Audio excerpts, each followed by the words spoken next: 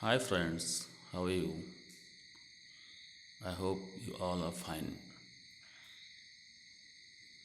I am Mr. Ram Kapse, your English teacher. Today, with the help of this video, we are going to learn a new topic for Standard 7, that is 1.4, Journey to the West.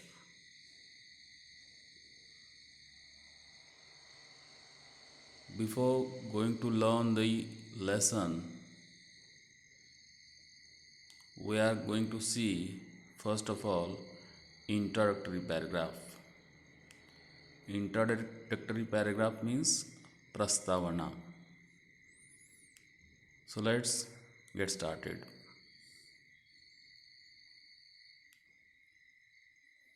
My dear children, open your books on page number 17.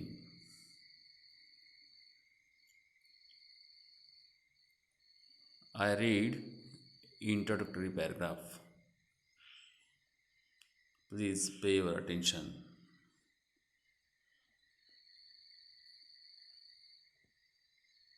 Much of the world's literature has been translated into English. म्हणजे जगातील पुष्कळसं literature means साहित्य, जगातील पुष्कळसं साहित्य हे English भाषेमध्ये भाषांतरित झालेलं आहे. याचं कारण तुम्हाला माहीत असेल,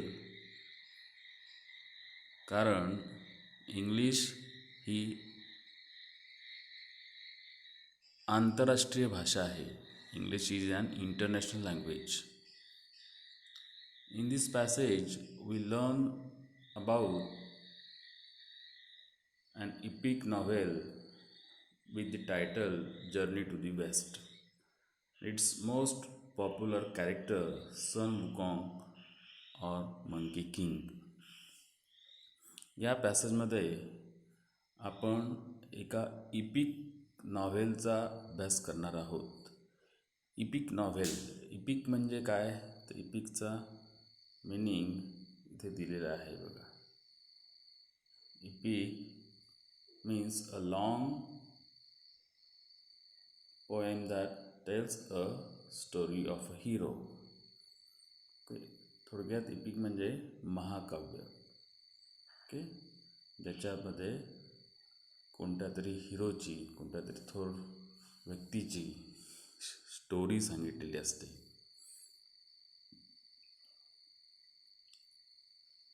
तर आणि नॉव्हेल म्हणजे काय, नॉव्हेल म्हणजे कादंबरी.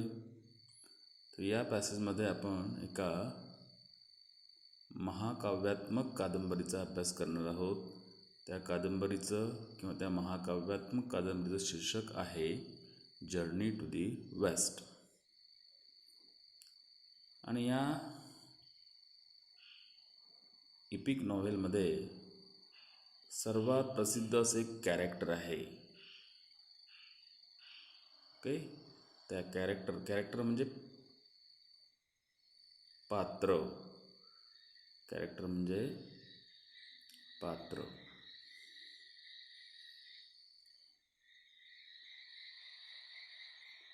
त्या पात्राचं नाव आहे सन वुकॉंग और मंकी किंग. पात्राचं नाव काय आहे, सन वुकॉंग और मंकी किंग. सन वुकॉंग म्हटलं जातं किंवा त्याला मंकी किंग असं म्हटलं जातं.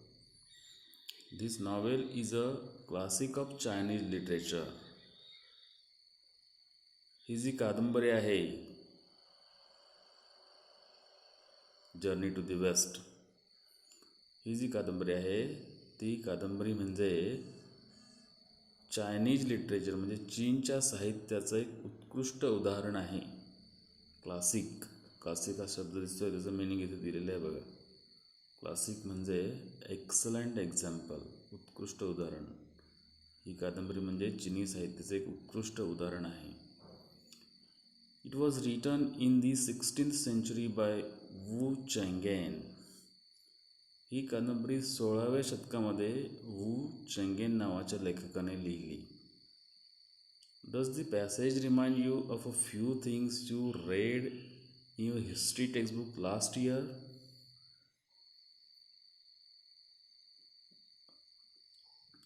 हा पॅसेज तुम्हाला गेल्या वर्षी तुम्ही इतिहासाच्या पुस्तकामध्ये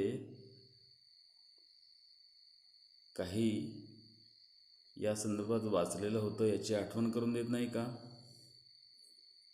आठवण पहा, गेल्या वर्षी तुम्हाला इतिहासाच्या पुस्तकात या संदर्भात काहीतरी थोडीफार माहिती दिलेली होती. ओके, आठवतं का? ठीक आहे, आठवण पहा. Next, see, after that there are two activities. Okay, activity number 1, see, how do people find their way through deserts, forests, mountains, ocean, etc. today? How did they do it in the past? Discuss. Okay, इथे चर्चा करण्यासाठी, discuss म्हणजे चर्चा करा. चर्चा करण्यासाठी तुम्हाला 2 प्रश्न दिलेले आहेत. ओके, एकाच प्रश्नामध्ये 2 प्रश्न आहेत. पूर्वीच्या काळी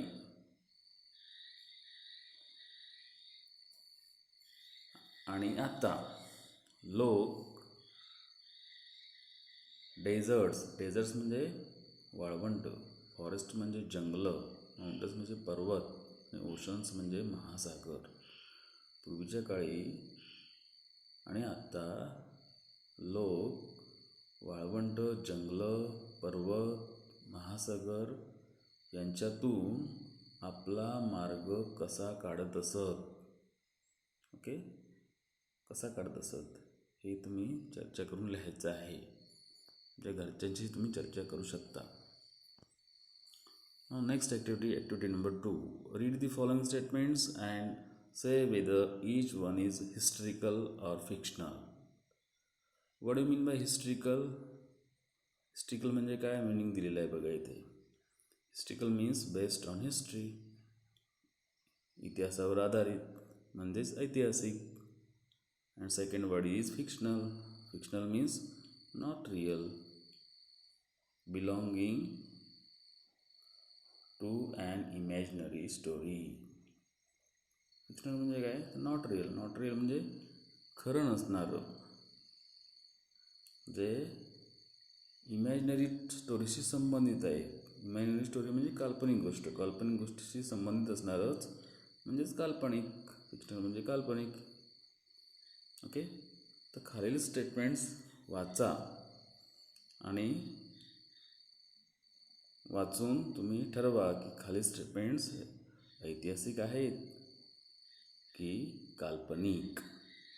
okay, so activity number 2 is related to that. So read all these statements, okay, in your notebook and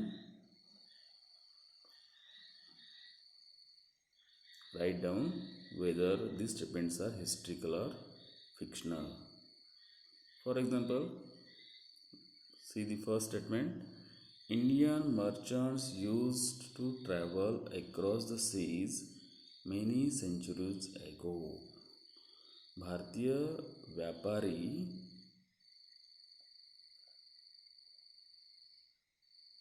समुद्रमार्गे प्रवास करायचे. ओके, खूप शतकांच्या अगोदर, खूप शतकांच्या पूर्वी भारतीय व्यापारी समुद्रमार्गे प्रवास करत असत, असं थोडक्यात ते वाक्य आहे. मग हे तुम्हाला कसं वाटतं? हिस्ट्रिकल वाटतं की फिक्शनल वाटतंय? ऐतिहासिक आहे की काल्पनिक आहे? So this is historical. हे ऐतिहासिक आहे. म्हणजे हे सेंटेन्स लिहायचं, पुढे डॅश लिहायचा, डॅश करायचा आणि लिहायचं historical. Okay, in this way you can write rest of this statements. Okay, so do accordingly and finish this part. Okay. Thank you.